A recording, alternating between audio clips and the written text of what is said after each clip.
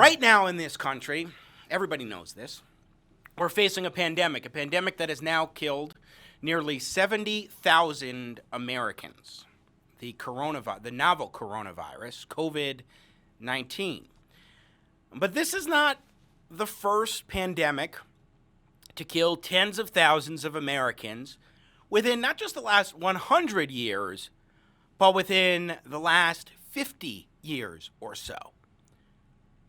My next guest today here on Jimmy at the Crossroads has been highlighting a couple of different pandemics that we've faced in the last several decades, including one during which Woodstock took place that took American lives numbering at about 100,000. Jeffrey Tucker is editorial director at the American Institute for Economic Research, and he joins us now here on Jimmy at the Crossroads. Jeffrey, welcome to the show, sir. It's such a pleasure to have you on. Thank you for having me. I'm glad to be here. Thank you.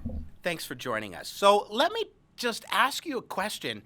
What got you at this point to highlight a couple of pandemics that we, at first the 1968-69 pandemic, the Hong Kong flu, and then also the one from the 50s, which was the Asian flu, because you're highlighting these right now, but I don't hear politicians or the media talking about either of them.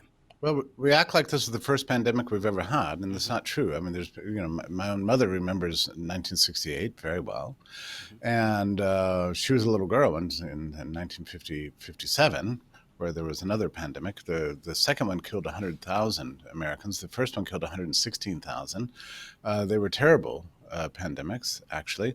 And what's striking about it is I just wanted to know, like, what's the difference between then and now? And what I found is that the New York Times, had one article in 1957 about the 57 pandemic that killed 116,000 Americans back when we used to live 10 years younger, fewer than we live today, and there was no obesity and far less diabetes and heart disease and so on.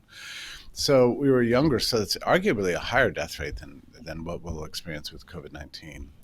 And they just had a different approach to it. And what the New York Times counseled in those days was calm, trust medical science, go about your business, and go to the doctor if you're sick, isolate yourself if you're sick, if you're feeling symptoms, and if you're not, let's get through this, and immunity will happen over time.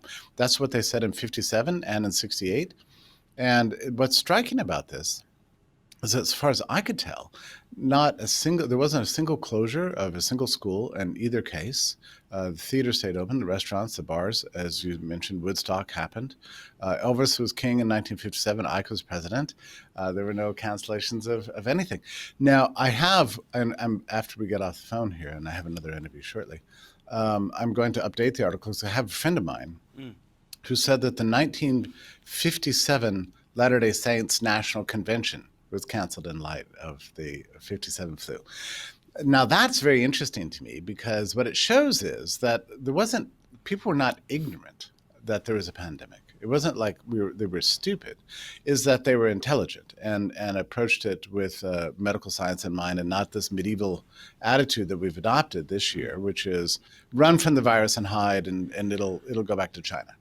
Well, one thing, though, is that the media today is saying listen to medical science. But it appears that the scientists that we're listening to, for example, Dr. Fauci, are the ones most prominently who say you need to shelter in place. We need to have these sort of stay-at-home orders. It seems to me that there's been a change in the way in which government approaches these things, the way in which scientists approach these sorts of dynamics and pandemics, and the way in which the media does. I think the media, in part, it's a 24/7 news cycle. We have social media now perpetuating a lot of these things, but also when it comes to scientists, there is a little bit more of an emphasis on sort of the stature of listening to scientists and saying, oh, they know what they're talking about on these particular issues. And those scientists are calling for more government involvement. The media tends to be on board with increased government involvement. So tease out a little bit more, Jeffrey Tucker, what you notice are some of the key differences and maybe why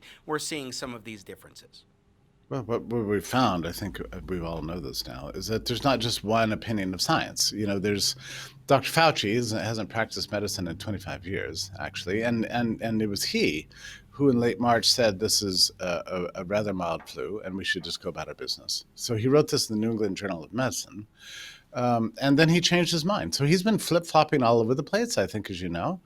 And there are epidemiologists who have different views. They talk about herd immunity. This term herd immunity, which is kind of an offensive term to think of people as a herd, but Sure. it wasn't even batted around the public press until something like 2 weeks after the lockdowns happened. And the concept is that, exactly as my mother would tell you, that the non-vulnerable populations need to get the disease and the vulnerable populations need to isolate. And that's how we get rid of viruses, not through vaccines as such, but rather through dealing with them and integrating them into our lives. That was the attitude in 1968, 1957.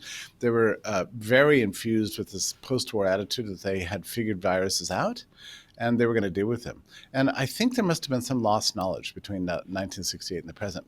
However, I must say, at the American Institute for Economic Research, we've been running many interviews with epidemiologists and virologists and biostatisticians and so on that do talk in great detail about the ineffectiveness of lockdowns and how there's no statistical relationship whatsoever between infection rates and death rates and the lockdowns. And they're talking about the Sweden case, where they did choose this herd immunity strategy, and they didn't destroy their economies, they didn't violate human rights, they didn't crush everybody's liberties or ability to go out. They just, dealt with the virus as a virus and tried to. They didn't cancel school. The idea is that you spread it among the non-vulnerable populations, which are mostly children. Not in this case, I think we know this already by now, that there's a demographic element to the infection and the fatality rate. And this one particularly affects, as we've seen, people in nursing homes. People, the age of 70 seems to be the crossing point at which it becomes actually dangerous for you, especially if you have comorbidities. But underneath that, if you're healthy, it's not fatal, and there's almost zero really rate of death for children under 16, which is why Sweden let the schools go on and so on. Anyway, I guess my point is that in the past, we chose freedom as a way to deal with these pandemics, even though we knew they were there. I think sometimes people are reading my articles about these past pandemics and thought, well, those people were ignorant. They didn't know, but that's not true.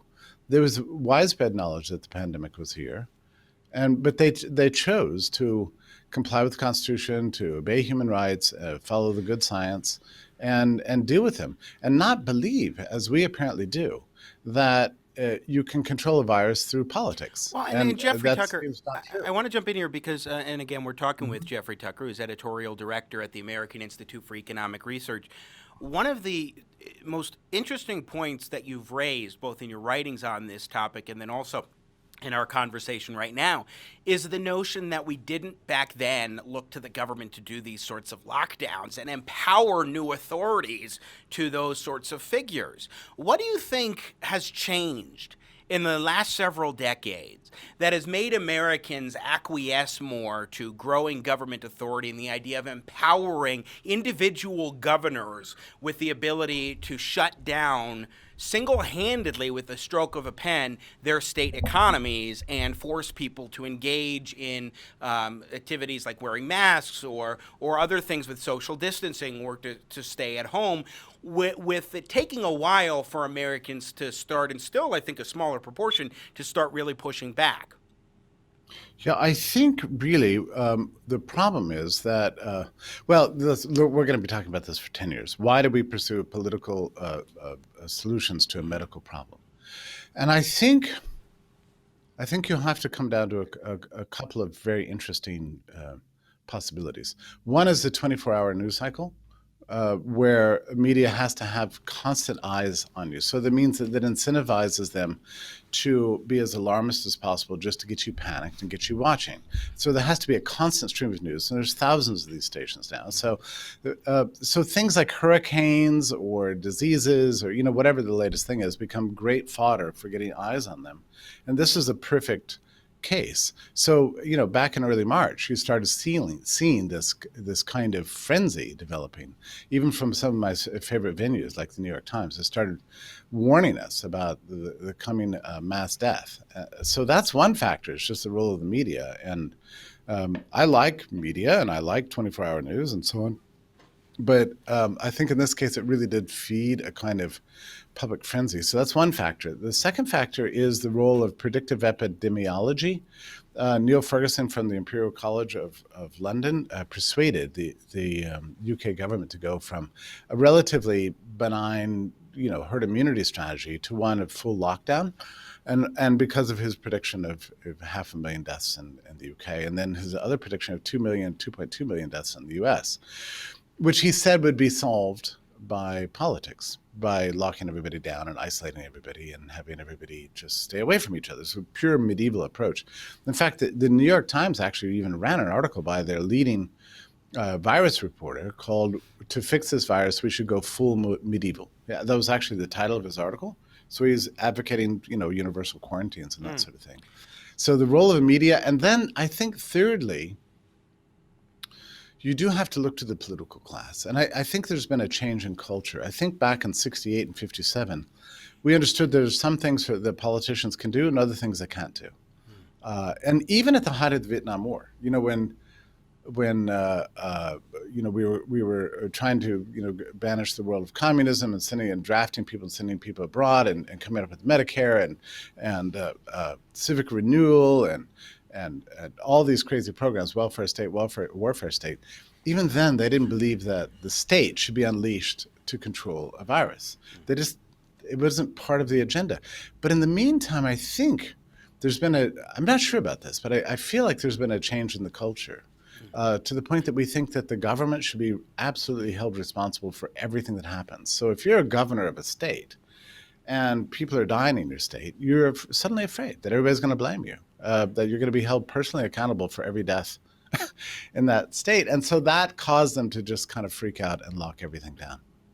I think you've hit the nail on the head with those 3 points, Jeffrey Tucker, but there's something else that I do think, and maybe this is a point in fairness to government officials, that I believe is the distinction between the novel coronavirus that we're seeing right now in COVID-19 and the Asian flu of 1957 and the Hong Kong flu of 1968, and that is that you have asymptomatic carriers where you cannot tell necessarily that somebody actually has this virus, and therefore a lot of people may be sharing it around without having any clue whatsoever that they are doing so.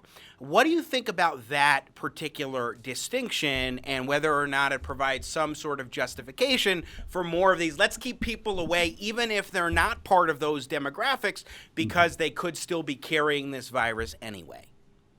Okay. Well, look, don't need to tell you that I'm not an epidemiologist, I'm not a virologist, I'm not a biostatistician. But I will say this, we don't have any evidence from 1968 or 1957 that actually a lot of people were asymptomatic, and that's good. Like the more asymptomatic cases you get, that's the better it is, because the more people that can get immunity, and then the virus burns itself out through herd immunity strategies. Now, this is relatively new knowledge for me. It's only become a result of being in this panic situation, this crisis situation, and actually listening to these guys. But again, I talked to my mother about it. She tells you this. That whole generation knew this. So asymptomatic is not bad. It's actually good. And the vulnerable populations, we know who they are. We've known who they are for more than half a century. Older people with pre-existing conditions and so on definitely need to isolate themselves. Younger people, if they get the virus, get stronger as a result. It's like the chicken pox in the old days. We used to have parties and stuff. These are very difficult things for us for some reason, even to discuss right now, because it contradicts everything that we've been told for the last 6 weeks, which is stay away, stay away, stay away. That may not be the best. That may not be the best strategy. As I say, Woodstock went on. Everything went on in 57, 68, and how much of the Hong Kong flu was spread at Woodstock? Probably half the people got it, or had it and didn't know it. Some of them were down for a couple of days or whatever. And, it's okay for a virus to be non-fatal. That's actually a very good thing. Sure. So anyway, to understand what I'm saying really requires that you have a slight change in your outlook towards everything we've been told over the last 6 weeks. And again, I'm not giving my medical opinion here. I'm Right. basing this based on all the many endless hours of videos I've watched from epidemiologists and serious biostatisticians, Well, one of whom got a Nobel Prize, and even Yeah. the World Health Organization is saying now that Sweden took the right route. Well, and let's understand too that if you recognize that the role of government needs to be small, particularly in economic context, that genuinely is a demonstration that you understand some basic facts about human nature and how humans function in the sense of self-interest in making responsible decisions and trusting the people's ability to reason through things and not saying, hey, you need to look at government. So I think it makes perfect sense that from an Austrian economics perspective, as the American Institute for Economic Research comes from, that you would have that perspective. But I want to hit on two very quick points before we let you go, Jeffrey Tucker. And that is first Sweden. There are a lot of folks who have been sort of mocking Sweden's approach and saying, oh, it's ridiculous, you can't take it seriously, they've done it wrong, they've had more deaths than Norway, for example. What have you learned about how Sweden has handled this that may be more effective? Well, one thing, they didn't destroy people's lives. So people are out and about. They never closed the schools. I would also include South Korea in this, by the way. I don't think it's just Sweden. For some reason, everybody wants to talk about Sweden. Nobody wants to talk about South Korea. Maybe because we somehow relate to Sweden more. I don't know. But they didn't destroy people's lives. There's no increase in suicide hotlines and drug overdoses and domestic abuse in Sweden. And the economy will go into recession, but not nearly. I mean, just like a fraction as bad as it is all over Europe and the United States as a result of the shutdowns. Sweden, the experts who consulted Sweden have expressed regret that they mishandled the nursing home situation. That they had too many people coming in and out of the nursing homes that was infecting people, and they didn't quite handle that well, and they really are sad about that. But I think that's like 40 or 50% of the deaths in Sweden came about from nursing homes, so just like in the U.S. So that wasn't handled well there. But the part that they got right was the freedom part. That's my view. And just to follow up on your point about human rights and freedom, we came up with these ideas of human rights and freedom association and so on in the late Middle Ages and the Renaissance period and the age of the Enlightenment, during a time when pandemics were very common. People were sick. Lifespans were not that long. There was disease present. We still came up with the idea of human rights. And I think it's really tragic that in 2020 we're willing to throw away 500 years of history of prosperity, freedom, and human dignity just because a virus came along that we're confused by and we were arrogant enough to believe that states could control. Well, and I would say this, that the Wall Street Journal, I think, has a good editorial in today that is all about how targeted lockdowns are better, and they point to a particular research study from the National Bureau of Economic Research by MIT economists who found, quote, interestingly, we find that semi-targeted policies that simply apply a strict lockdown on the oldest group can achieve the majority of gains from fully targeted policies. For example, a semi-targeted policy that involves the lockdown of those above 65 until a vaccine arrives can release the young and middle-aged groups back into the economy much more quickly and still achieve a much lower fatality rate in the population. I'm going to have to leave it there, but it's interesting that while this article, this particular editorial, is focusing on the idea of targeted lockdowns as opposed to no lockdowns whatsoever, it goes to your point that there are other ways to address this crisis, but we have to leave it there. Jeffrey Tucker, editorial director at the American Institute for Economic Research, so great to have you on. Thanks so much for joining us and for highlighting that a pandemic was going on when Woodstock happened. I mean, who would have thought that? So, thank you. All right, thank you. You just watched a clip from Jimmy at the Crossroads. Don't miss more engaging, intelligent talk. Subscribe to the Jimmy at the Crossroads YouTube channel today. You want to catch our live show. And I love your support. I got Jimmy at the Crossroads, making sense out of no sense.